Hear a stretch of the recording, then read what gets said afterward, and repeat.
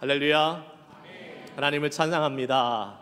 지난 한 주간 동안 우리의 삶을 지키시는 하나님, 다시 한번 예배드리게 하신 이 자리에 모여서 함께 예배 가신 주님의 이름을 높여드립니다. 할렐루야. 우리 한번 주변에 계신 분께 인사하겠습니다. 하하하 인사합시다. 하하하.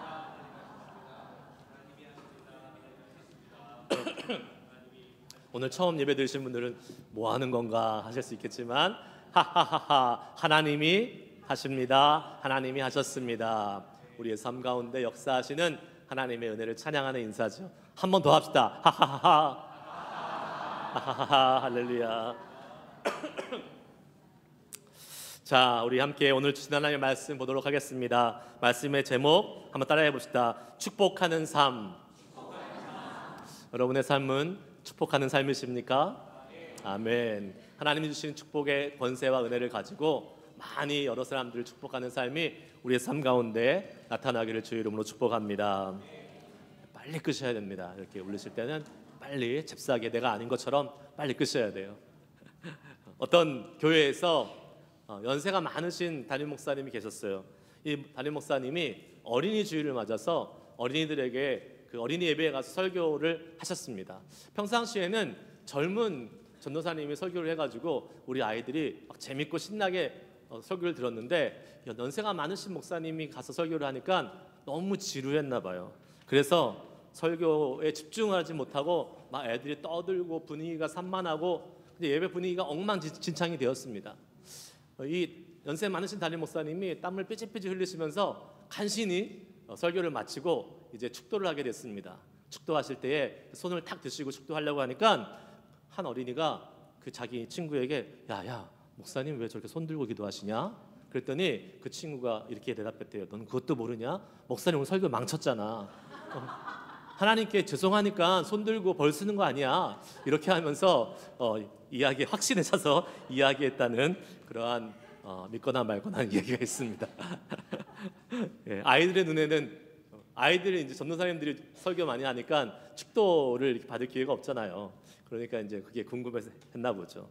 그러나 여러분, 뭐 아이들의 눈에는 그렇게 비칠 수 있겠지만, 축도를 하는 것은 예배를 집례하는 목회자가 성도들이 하나님께 받을 그 복을 빌고 선포하는 아주 중요한 시간입니다.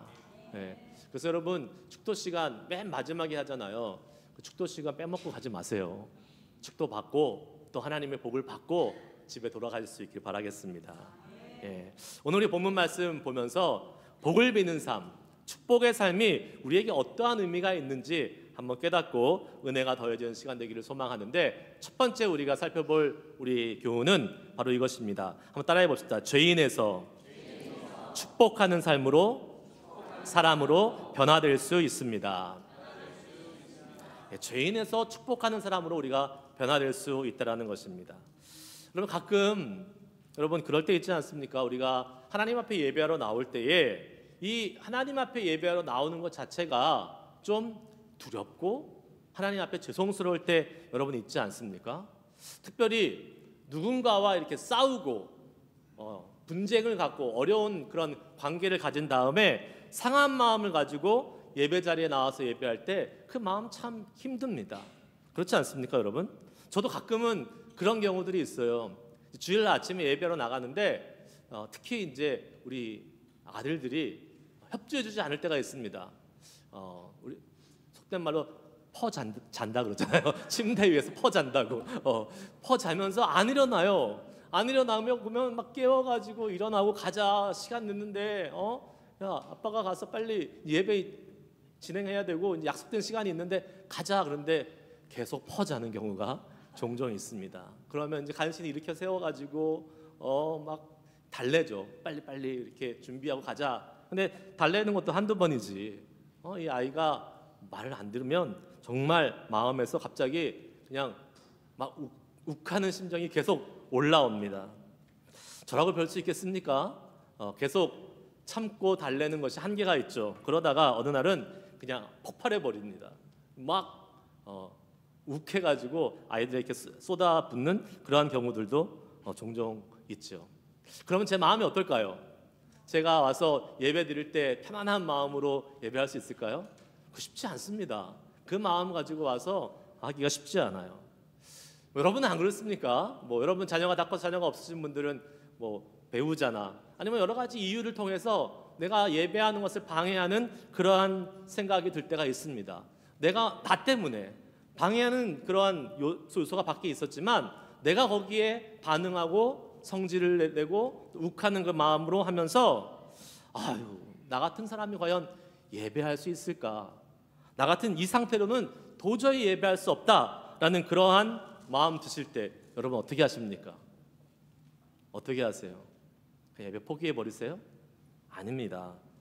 여러분 우리는 그럼에도 불구하고 하나님 앞으로 나아갈 수 있어야 합니다. 오늘 말씀 보면 이 아론의 모습을 보면 그것을 우리가 살펴볼 수 있어요.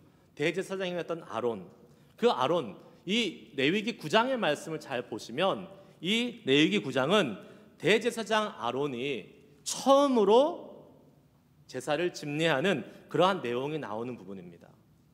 대제사장으로 임명을 받아서 처음으로 지금 제사를 진행하는 거예요.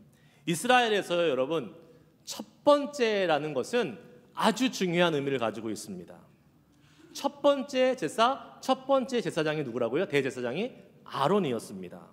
하나님께서 특별히 구별하여 세우신 제사장 중에서 가장 중요한 대제사장, 그것도 이스라엘의 초대 대제사장이 아론이었다는 것은 아주 중요하고 특별한 의미를 우리에게 부여한다고 볼 수 있습니다. 왜요? 하나님과 이스라엘 관계에서 첫 번째의 것은 아주 특별한 의미를 갖기 때문에 그렇습니다. 우리가 잘 아는 민수기 8장 17절 말씀에 이런 말씀이 나옵니다. 한번 읽어볼까요? 시작. 이스라엘 자손 중에서 처음 태어난 것은 사람이든지 짐승이든지 다 내게 속하였음은 내가 애굽 땅에서 모든 처음 태어난 자를 치던 날에 그들을 내게 구별하였음이라. 아멘. 처음 태어난 것은 다 누구에게 속했어요? 내게 하나님께 속했다라고 말씀하고 그들을 내게서 구별했다라고 하나님이 말씀하셨습니다. 여러분 처음 태어난 것은 짐승이든 사람이든 다 하나님께 속한 것입니다. 아멘이십니까? 그 말은 뭐예요? 처음 태어난 것은 사실은 모든 것이라고 해도 과언이 아닙니다. 처음 것은요 중요하고 소중히 여기지 않습니까? 그렇기 때문에 우리는 그 처음 것이 하나님의 것이라는 것은 우리의 모든 것이 하나님의 것이다 라는 것과 동일한 것이지요. 여러분 생각해 보십시오. 이스라엘이 애굽 땅에서 건짐을 받아서 탈출할 때에 그 마지막 밤에 있었던 그 하나님의 그 마지막 재앙 무엇입니까? 첫 번째 것은 모두 다 죽임을 당하는 재앙이었습니다. 첫 번째 자녀나 첫 번째 짐승의 새끼나 하나도 빠짐없이 애굽 땅에 있는 모든 첫 번째 것은 다 하나님이 죽이셨어요. 그런데 누구만 안 죽었어요? 이스라엘 백성들의 집안에 있는 첫 번째 것은 죽지 않았습니다. 왜요? 하나님께서 알려주셨죠. 양의 피를 문지방과 물설주에 발라서 죽음의 사자가 넘어가도록 했기 때문에 이스라엘은 구원을 받았습니다. 그런데 여러분 생각해 보세요. 이것이 이스라엘 백성의 첫 번째 자녀들만 구원받은 사실이 아니라는 거예요. 그 사건을 위해서 어떻게 됐습니까? 온 이스라엘 민족이 애굽으로부터 구원을 받았잖아요. 건짐을 받은 것입니다. 즉 온 민족 전체가 구원을 받은 것이기 때문에 첫 번째의 구원은 모든 것의 구원입니다. 첫 번째가 하나님의 것이라는 것은 모든 것이 하나님의 것이라는 것이에요. 요새는요 많이 하지 않죠. 이런 신앙적인 전통이 많이 사라졌습니다. 예전에는 첫 열매라는 헌금을 드렸어요. 물론 요새도 그것을 기억하고 드리는 분들이 계십니다. 첫 직장을 갖고 처음 받은 월급을 다 하나님께 드리는 것입니다. 아이고 그 많은 것을 어떻게 드려요? 라고 요즘 분들은 생각할지 모르겠지만 옛날 분들은요 그렇게 우리 믿음의 선배들은 그렇게 물질로도 하나님께 헌신했습니다. 첫 번째 받은 것, 고등학교나 대학교를 졸업하고 나서 처음 직장에 들어가서 받은 월급 얼마나 소중하겠습니까? 그래서 우리는 그것을 가지고 부모님의 선물도 사고 감사를 표할 분들에게 선물을 하긴 하지만 사실은 성경의 전통에 의하면 첫 열매로 하나님께 드리는 것이 맞습니다. 왜 그럴까요? 내가 첫 번째 월급을 하나님께 드린다는 것은 아까 뭘 의미해요? 나의 모든 것을 하나님께 드린다는 것을 의미하기 때문에 그렇습니다. 첫 번째 것 하나만 실질적으로 드리지만 그것은 앞으로 내가 갖게 되는 모든 나의 수익이 누구 것이다? 하나님의 것이다 라는 것을 상징적으로 인정하고 그 수입을 나의 마음대로 나의 욕심대로 사용하는 것이 않겠다라는 귀한 결단의 표현인 것이죠. 하나님이 그런 사람 기뻐하실까요? 안 기뻐하실까요? 기뻐하시죠. 하나님께서 복을 주시는 사람인 것입니다. 여러분, 특별하고 중요한 의미를 갖는 이스라엘의 첫 번째 대제사장으로서 하나님은 오늘 아론을 세우십니다. 그러나 아론을 생각해 볼 때에 아론은 그렇게 가장 중요한 첫 번째 대제사장으로 세움을 입을 수 있는 자격이 없는 사람이었습니다. 여러분 잘 아시듯이 출애굽기 32장에 보면 모세가 시내산에 올라가서 내려오지 않습니다. 40일이 지났는데도 내려오지 않아요. 그래서 산 아래에 있던 백성들이 불안했습니다. 모세가 죽은 것인가? 무슨 일이 생긴 게 분명하다. 그래서 아론에게 찾아가서 어떻게 좀 해보라고 아론에게 요구합니다. 그때 아론이 어떻게 했을까요? 백성들을 잘 다스리고 백성들의 마음을 진정시켜서 하나님께 그 마음을 모으게 했으면 얼마나 좋았겠어요? 그렇게 하지 않고 어떻게 했습니까? 금고리를 다 가져와라 그랬어요. 모든 금으로 된 걸 다 가져와서 그것을 어떻게 했어요? 녹여서 금송아지를 만들고 이것이 우리를 애굽에서 인도하여 낸 신이다, 하나님이다 라고 하면서 금송아지께 절하고 제사를 지냈습니다. 제단을 쌓고 자기 마음대로 다음 날을 여호와의 절기라고 선포하고 번제와 화목제를 드리고 먹고 마시고 뛰노는 그러한 큰 죄를 하나님께 졌던 사람이라고 성경은 기록하고 있어요. 출애굽기 한번 보실래요?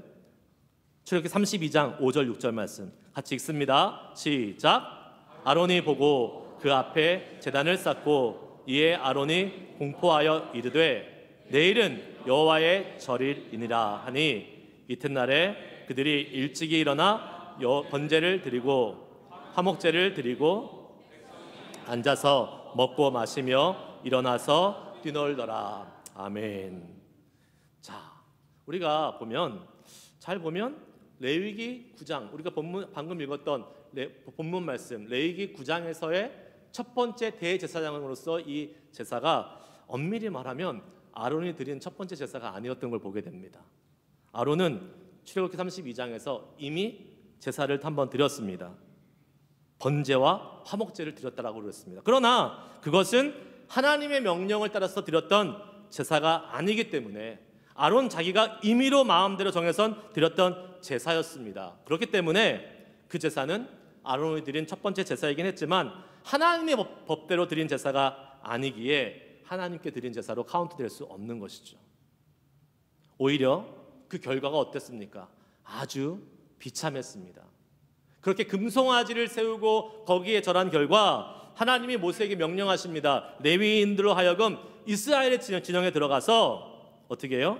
자신의 형제, 친구, 이웃을 죽이라고 해서 그날에 무려 3,000명이나 되는 사람들이 한꺼번에 죽게 되는 이 어마어마한 비참한 결과를 얻게 되었다는 것을 성경은 우리에게 알려주고 있죠. 아론이 그런 사람입니다. 아론 자격 없습니다. 아론의 마음이 어땠을까요? 그 사건이 있은 뒤에 아론의 마음이 어땠을 것 같아요, 여러분? 여러분이 아론이라면 나 때문에 하나님께 범죄하여 3,000명이나 죽었어요. 그러면 어떨 것 같습니까? 아이고 차라리 그 3,000명 죽을 때 나도 죽는 것이 낫지 않았을까? 라는 그런 마음 들지 않았겠습니까?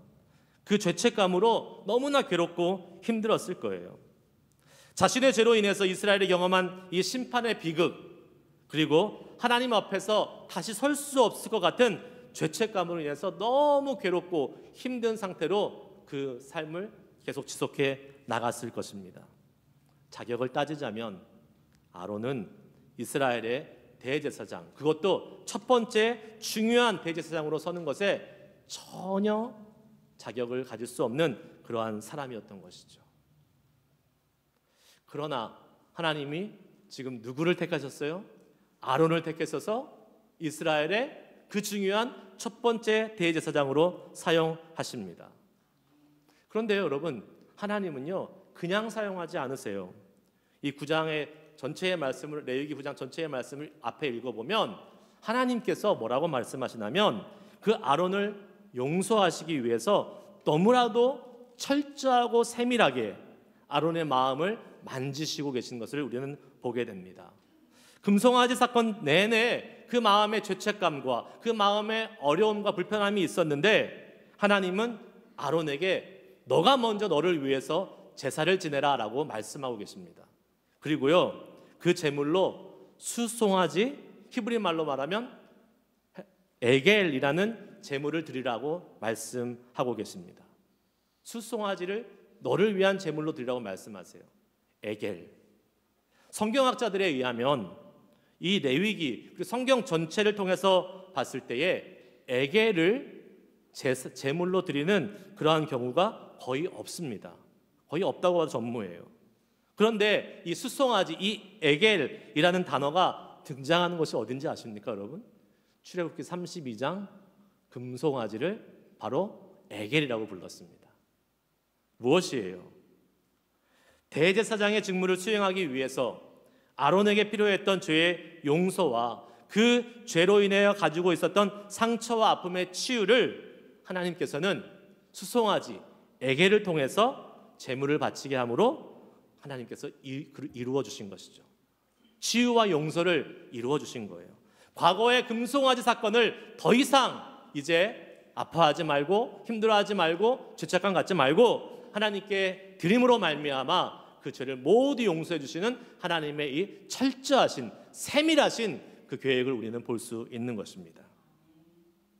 하나님은요 정말로 이처럼 세밀하고 철저하신 분이에요.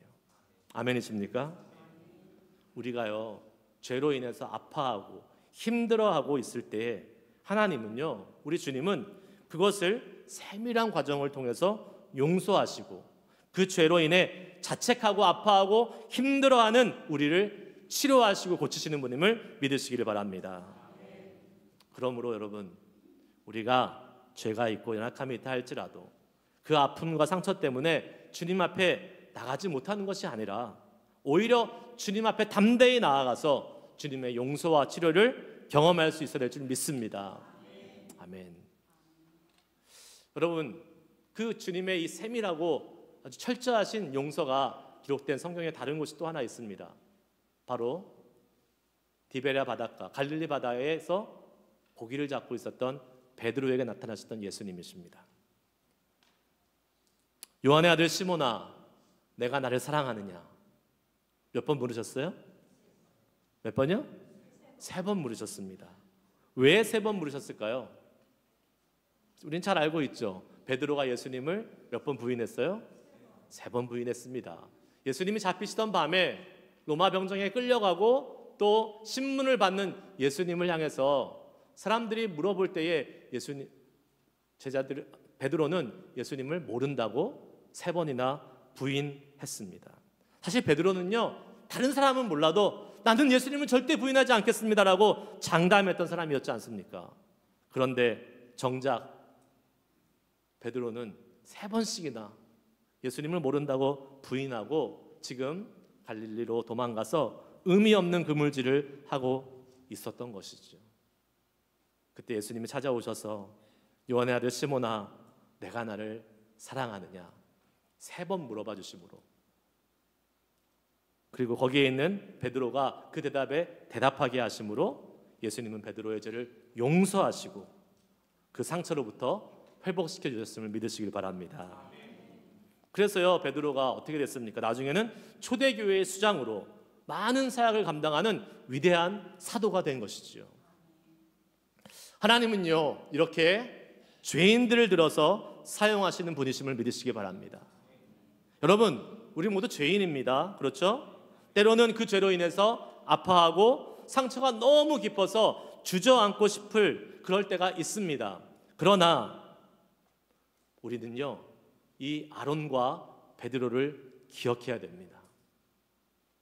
금송아지 사건으로 이스라엘 백성들을 죄 가운데 몰아가서 3,000명을 죽이게 했던 이 어마어마한 죄를 지었던 아론, 예수님을 모른다고 3번이나 부인했던 이 베드로.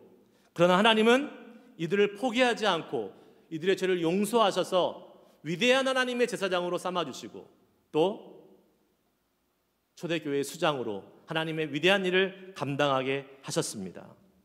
여러분, 주님 앞에 나아가는 것이 힘들수록, 죄가 더 많을수록 우리는 더 주님 앞에 나아가서 주님의 용서와 은혜를 회복할 수 있어야 될 줄 믿습니다.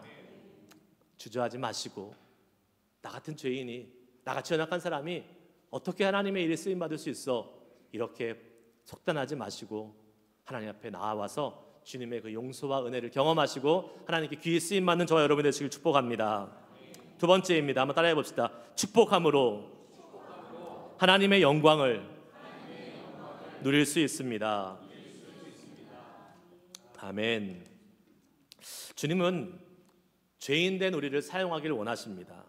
특별히 죄인인 우리를, 이 땅을 축복하는 축복의 제사장으로 사용하기를 원하십니다. 믿으십니까? 네. 오늘 본문 말씀을 보면 아론이 제사를 마치면서 백성을 향해서 손을 들어 축복하는 것을 보게 되죠. 22절 다시 읽습니다. 시작. 아론이 백성을 향하여 손을 들어 축복함으로 속죄제와 번제와 화목제를 마치고 내려오니라. 아멘. 마치 우리가 예배 드릴 때에, 예배를 마치고 목회자가 축도할 때에 그런 시간을 연상하는 것처럼 손을 들어 축복함으로 제사를 마치고 내려왔다라고 기록하고 있습니다. 여러분, 우리가 드리는 예배가 축도를 통해서 마쳐지는 것처럼 이스라엘이 드렸던 이 첫 번째 예배, 제사, 어떻게 해요? 제사장의, 대제사장인 아론의 축복을 통해서 마무리가 되는 것을 보게 되지요. 가끔 우리는 생각할 때에 그 복에 대해서 이야기할 때에 아유, 뭐 복은 받으면 안 돼, 복은 나랑 상관없는 거야, 복은 너무 이렇게 추구하면 안 돼 라고 생각하시면서 복에 대해서 이 알러지 반응을 보이시는 분들이 있습니다. 물론 기복주의 신앙은 잘못된 것이지요.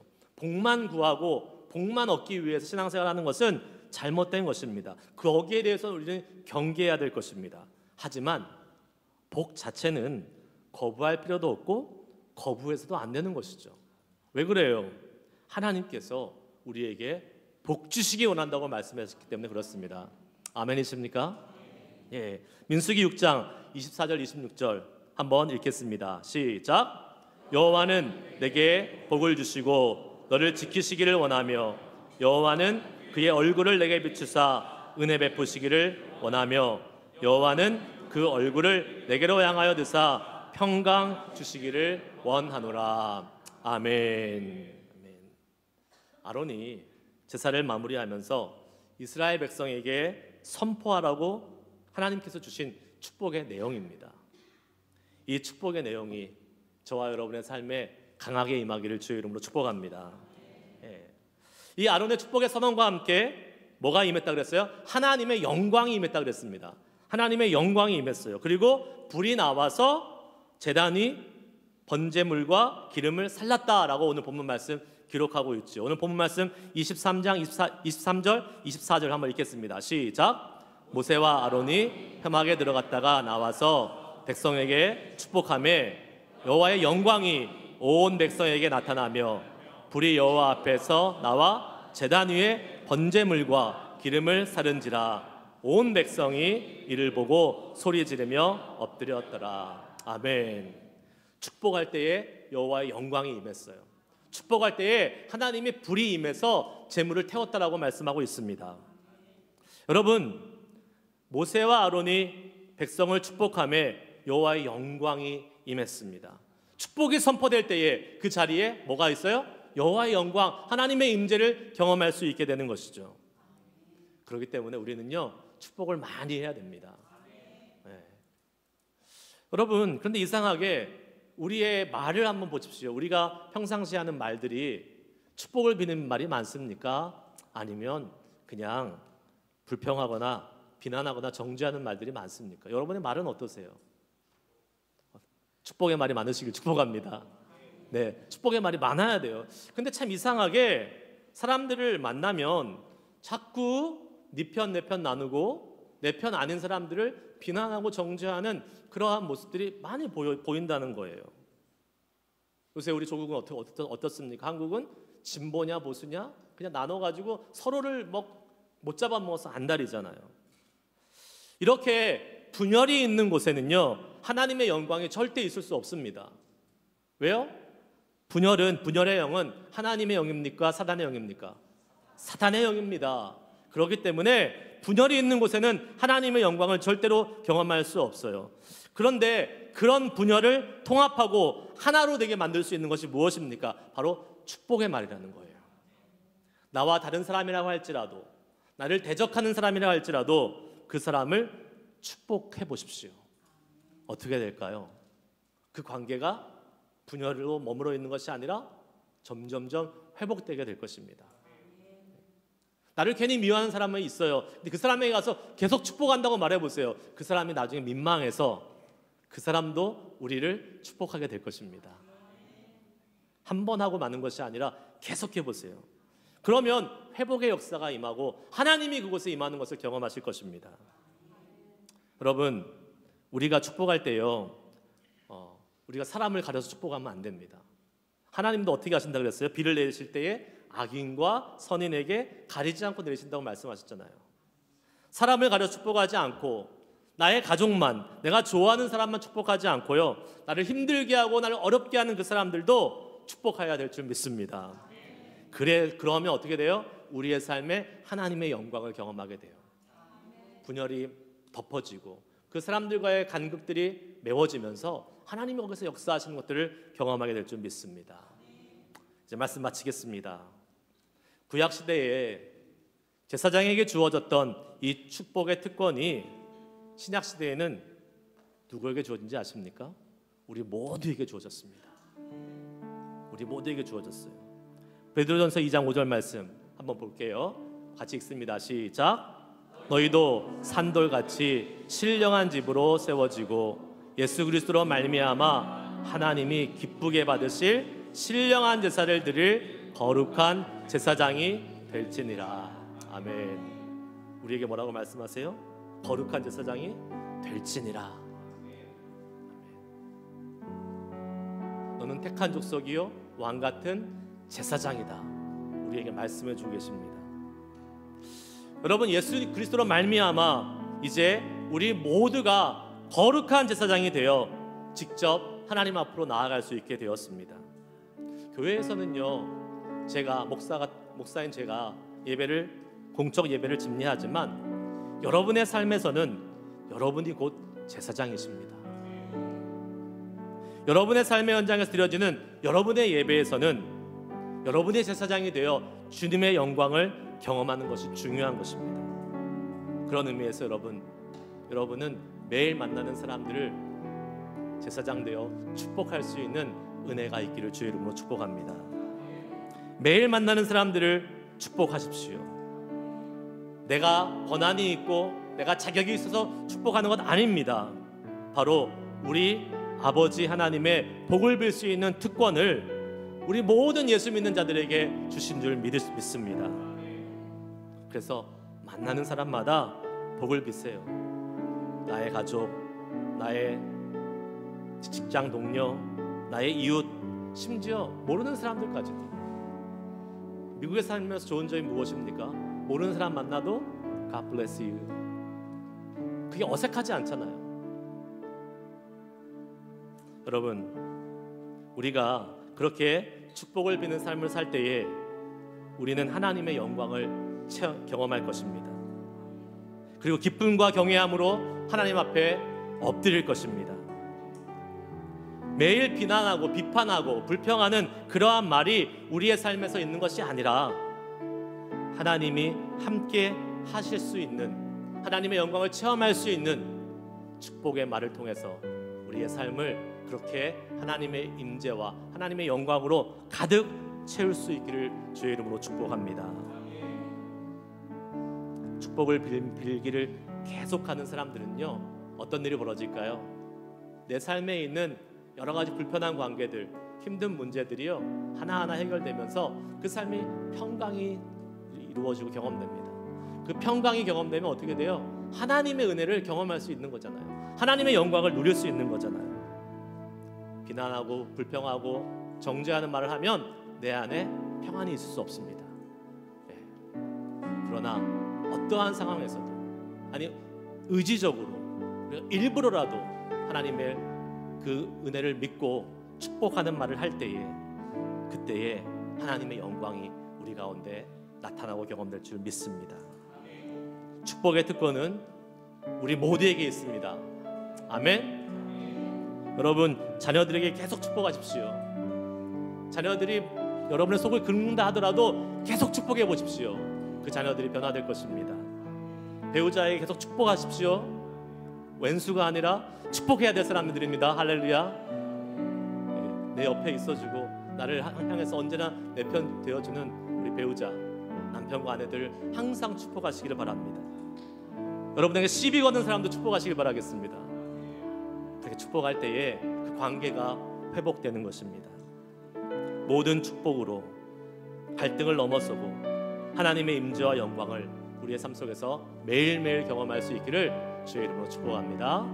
기도하시겠습니다. 제가 기도하고 선교팀 나오셔서 특송하고 우리 파송하도록